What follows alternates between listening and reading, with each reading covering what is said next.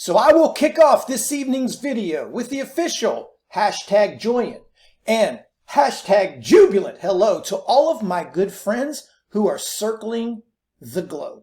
That's right, I don't care where you came from. I'm just glad that you are here and you are watching this video. Welcome to another market review and recap. Actually, it's not going to be that way today. It's going to be featuring two stocks that I think are going to rip your face off. Now, I mean that in a good way. I don't mean in a bad way. I mean, rip the faces off, and we're going to see some pretty monstrous move, or at least that's what I'm expecting, and I'd like to share these two stocks with you. So before we get started, let me introduce myself for those that have come by here for the first time. My name is Doug. I'm with Trade with Doug, and I welcome you to today's video. And if you wish to increase your trading and improve your trading, somewhere down in the description box or here on the screen somewhere will appear a link. I encourage you to follow that link and trade with me live and take your trading to another level. Now, the two stocks I will feature here, well, let me just start out with Vuzi. Now, I believe I mentioned Vuzi, and I'll give you the backstory about this just in case this is your first time or you forget. It was probably 6 or 7 videos ago. I don't specifically remember, but I know. I was in this thing at $8 and I sold up here like 15s, 16s or something like that. And at the time I thought that was a really good trade. And what I was bringing up is I completely missed the opportunity to get back in here on some of these dips. Now, all full disclosure here, I recently picked up a position in this. Well, that's a huge one. Let me get a little smaller one. I recently picked up a position down here in the lower 20s on this, but the only reason I'm bringing it up is because I feel there's a lot more to it. I mean, I could obviously take some profits here on this trade, but I don't want to do that because I feel, and I may be wrong, don't get me wrong, but I feel this thing has the makings of something special. Now, here's what I want to talk about. There's two formulas behind this. There's a formula of technical analysis, and unfortunately, as traders, and I was very guilty of this myself, and sometimes I am, that technical analysis is the holy grail of everything. If you don't have the right technical signals, then you simply don't trade. Now, I think there's more to it than that. I think technical analysis is just a roadmap, and it's just a small piece of the puzzle of everything that you need to be a trader. One thing that you can't replace is anybody can teach you technical analysis, but no one can teach you experience. That's something that you have to learn on your own. And that's what we're going to talk about. Because somewhere along the line, you will see something that you remember you've seen before. You will say, you know what? Vuzi reminds me of Fubo. That reminded me of Roku. That reminded me of NVIDIA.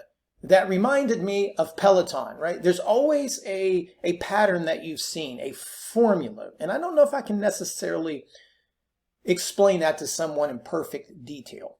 And this brings me to Vuzi. Now, I'm not saying I'm going to be right here because you can't be right 100% of the time. But I'm thinking back to the most recent trades that I had. The two biggest trades that I had last year was NEO, was one of those, and the second one was Peloton. Now, if we look at them, what was so special about these two stocks? I talked about it back then. If you want to go back and look at the videos, it reminds me of the way these behaved. And every year I say this, I did this in the State of the Market webinar beforehand last year in 2020. And I said every year there's a handful of stocks that go from 20 bucks to 100 bucks. And you sort of can tell because they start attracting the retail traders. They start getting the momos. Let's say like Planter PLTR was one of those that could have been, but the chart patterns changed. And they're just relentless. They refuse to give up. They refuse to sell off. And they just become more aggressive and more violent as the chart pattern takes hold. And at some point, they just explode. Now, you see that here in NEO in these explosive moves followed by basing, followed by explosive moves. You've seen this here in Fubo. Now, Fubo didn't do like a NEO here where you had this explosive move and another explosive move, but it's sometimes they'll continue to run. And sometimes they won't. When you look at something like a Peloton, that's a little bit different story. This is one that stood the test of time, where many people thought it was overbought and BS back here in the 60s, 70s, and you can see it just eventually stretches itself out. Now, what does this mean when it comes to Vuzi? I'm just saying I've got a hunch from what I've seen in my experience that tells me that this stock has the potential to be something that moves to 50 to 100. Now, I'm not expecting that to happen this week. When I say rip your faces off, I'm not talking about in the month of April. But I think in the next few months, this thing could do it. I would definitely figure out the answer from now until then. But here's the makings of it. When you normally have a stock that takes off like this, you will always get your how do I want to, like the pump and dump haters, right? And I don't want to say that these people are wrong, because there's a lot of junk stocks out there that deserve to be shorted. But one of the mixtures in this, when you look back at the Teslas, the Netflixes, and all these stocks when they were in their infancy, they all had hatred. And I'm talking about mass hatred towards these stocks. And that's created excessive shorting and disbelief of these runs. And I think you have that. When you have this stock here that was $3 to $8, you had every penny stock shorter diving in on this thing, and it did not work. And it squeezes up another round, and you got these people doubling down in the 15s, and it just keeps grinding and keeps grinding and keeps grinding.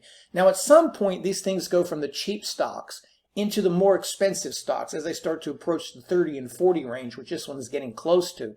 It starts to attract the attention of hedge funds and other institutions.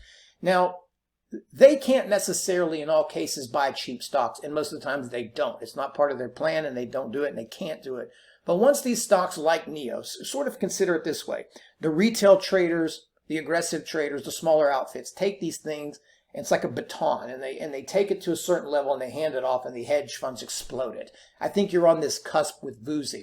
Everything that's been thrown at this, it's great fundamentally, it's great growth. Everything that's been thrown at this thing, it's just shrugged it right off its shoulders. And I tell you, risk to reward here, you pick up some at 25, you might be able to double your money, maybe 100% it. That's my plan right here. I think if anything that closes underneath of 15 to 14 is something that would change my mind on that. I mean, it very easily could be like a Fubo and have a big move and then sell off. But VUSI is on my list. It's something I'm holding and becoming a little bit more aggressive.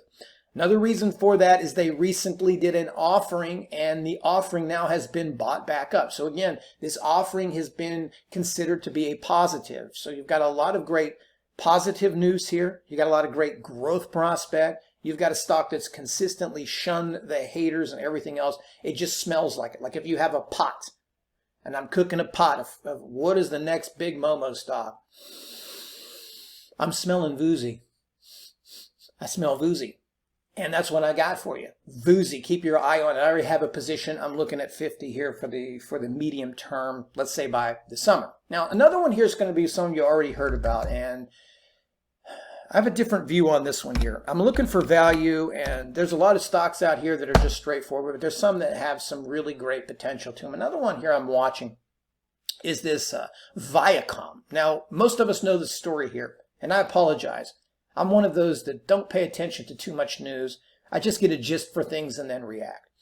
Now, during this whole, excuse me if I'm saying it wrong, Arpeggios, or whatever this hedge fund in with that fellow, I'm not going to say his name, but we all know the situation there, have a familiar situation here about being leveraged, having to unwind, and there are a lot of prime brokers that have to unwind this position. Now, according to some of the things that I have read, all of the major prime brokers have liquidated their positions and they are out. Now, is that true? I don't know. But let's say that the majority of them are out. And that is what's caused this sell-off right here. Okay? That's why it was so aggressive. So these things were up around the 101s, and now they're down about 60% here from their highs. And that's substantial. You can make a case for technicals and say using the 200-day moving average as a guide, and that's fine. But these were also downgraded today by Credit Suisse, I believe. I might be wrong on that, but I do believe they were downgraded.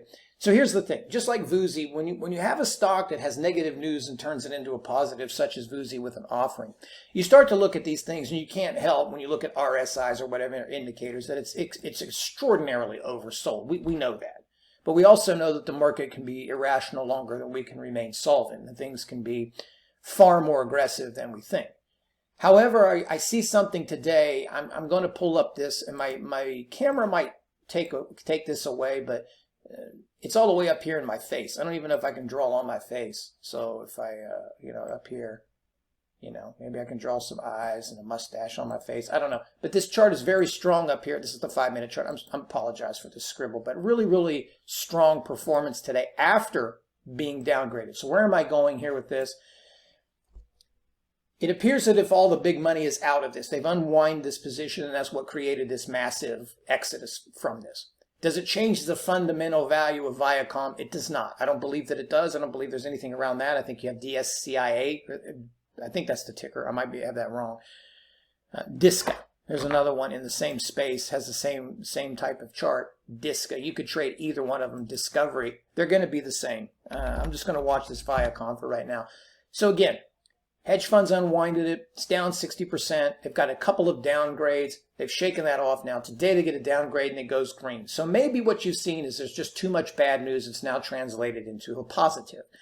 Nonetheless, I think you have a really good risk to reward setup. And there are a few times you'll come by every year where you're like, I have to take this trade. I just have to take this trade because the risk versus reward is too good. So let's talk about it. If you're sitting here at 45 for an entry, let's first just take a look at risk. I mean, you're down here at, let's say, 38 bucks, right? Excuse my drawing here with the mouse. This is just silly. But anyway, we first assess the risk here, and we're like at, let's say, $7. So we're giving up $7, maybe even a little bit less to make this trade, okay? And I think you could probably stop at 40, but let's just give it let's give it some room. Say 38 bucks. So you're risking 7. Let's go up the ladder. What is the next level of resistance? Well, you don't have any resistance until you're up here to 70, right? So the very first target on this thing is 70, right?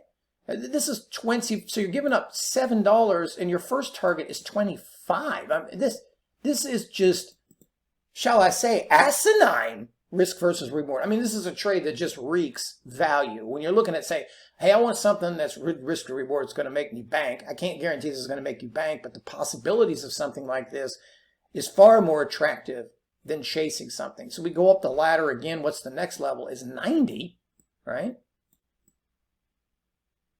So you're talking 45 in potential profits, and then all the way up to 100, which is 50 to 55. So I mean, we're basically giving up $7, the big picture, for $55. I mean, what the hell else do you want here? I mean, really, what do you want? No guarantees, but I like my odds. I think we can at least get to 25. So I think now is a good time for this. It's also optionable. So for some of you traders out there that don't want to deal with the risk or worried about any other unwinding or any other hidden problems that could create excessive gap downs, take a look at options. I think options going out to somewhere around September would be great. Somewhere strike around the money. I think last time I checked, they were like $6. So you're looking at maybe $600-ish or something like that. Yeah, I think it's a good one. So anyway, I'm going to wrap this video up. Let's first take a look at VUSI, because VUSI reminds me of what we've seen in the past with the big Momo stocks, the Rokus, I remember trading NVIDIA when it was $15. So look, it looks like that. It smells like that. I don't know if it's going to be like that, but right now it's worth me trying to figure that out. The second one is this Viacom. I think just from a sheer risk to reward standpoint, that if nothing else, these here, you can also look at Discovery, are at least good for a 3 to 4 day run. This could be $20. So just at a bare minimum is a great trade. It could turn out to be spectacular, and maybe it makes it all the way back up to 100. I think a lot of things had to happen for that to take place, but let's watch it. So guys, I'm going to cut this video short today. That's not short. It's about normal, 13 minutes. I want to thank you for watching. I again encourage you to join our live trading community. Check out the part-time trader program. Having an incredible year here already, even through the correction. So if you're somebody out there that's trading part-time, or you're interested in swing trading, I also encourage you to check that out. If not, just give it the thumbs up on the video, subscribe to the channel, and keep up to date with all the educational material. Something you want me to feature and something you want me to talk about, put it down in the description box. I'll be glad to talk about any stock, analyze any stock, or go through anything that you need. I'm here to help you. As always, take care of yourself, trade well. Talk to you soon.